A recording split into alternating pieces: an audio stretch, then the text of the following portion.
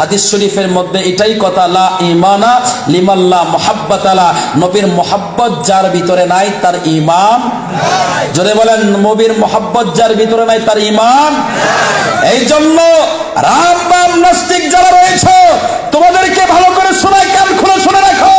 আমরা নবীর আশিক, আমরা নবীর গোলাম, আমরা নবীকে নিজের জান, নিজের মাল, নিজের সম্পদ সবকিছু থেকে অনেক বেশি ভালোবাসি। কথা বলেন ঠিক কিনা?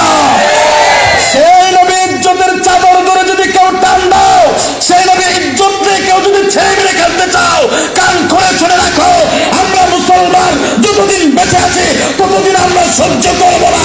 কথা বলেন ঠিক কিনা?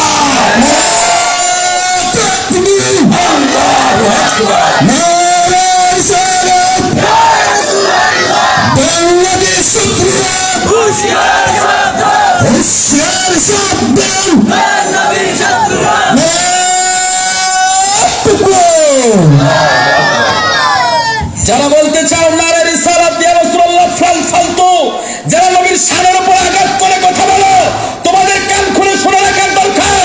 এই জমিনে আজও শাহজালালের উত্তরসূরি আছে। কথা বলেন ঠিক কিনা?